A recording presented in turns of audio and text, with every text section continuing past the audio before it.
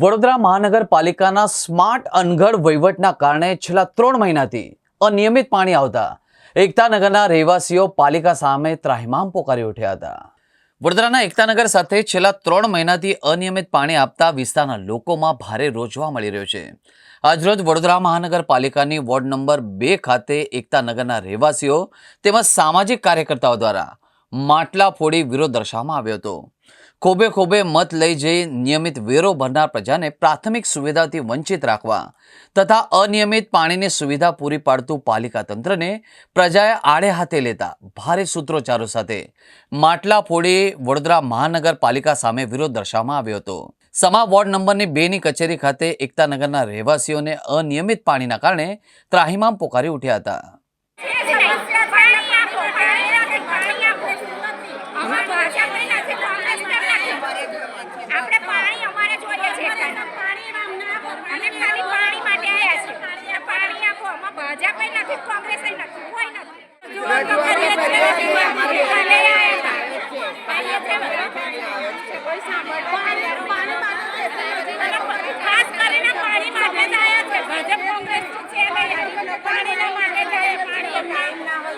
પાણી સૌથી જરૂરિયાત છે, નાહવા જોઈએ, કપડાં ધોવા જોઈએ।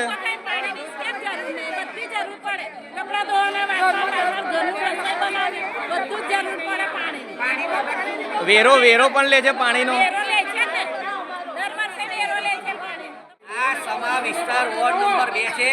4 કાઉન્સિલરો અહીંના ભાજપના છે, ધારાસભ્ય ભાજપના છે, સાંસદ ભાજપના છે અને છેલ્લા 35 વર્ષથી આ એકતાનગરનો પ્રોબ્લેમ સોલ્વ નહીં કરી શકતા। કેમ કે અહીંયા ગરીબ પ્રજા રહે છે, એ વેરો નથી ભરતા, ટેક્સ ભરે, વેરો ભરે, બધું કરે છે, તો આ લોકોને કેમ વંચિત રાખવાનો પાણીથી? હજુ ઉનાળો ચાલુ નહીં થાય પહેલાં તો પોકાર ચાલુ થઈ ગયા।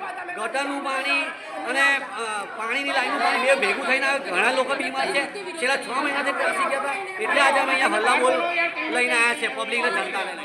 પાણીની પ્રેશરની ફરિયાદ છે પણ એના માટે પાણી પુરવઠા વિતરણમાંથી એ લોકો કામ કરી રહ્યા છે। ત્યાં આગળ લો પ્રેશરની ફરિયાદ કટ કરીને કેટલા ભાગમાં પાણી વધારે આવે છે એનું ચેકિંગ ચાલે છે। એ દરમિયાન આ લોકોનું જે પ્રેશર ઘટી ગયું છે, ચેકિંગ ચાલે સમસ્યા છે ત્યાં કે નહીં? હવે એ લઈને આવ્યા છે તો વાત કરું એટલે ખબર પડશે, કારણ કે મને પાણીનો પ્રશ્ન છે તો ખબર છે, પણ લો પ્રેશરની ફરિયાદ છે મને ખબર છે। તો આગળ શું કરીશું? હું અમારું જે વિતરણ ડિપાર્ટમેન્ટ છે એ કરીને એ કરશે જ, અમે જોડે રહીશું।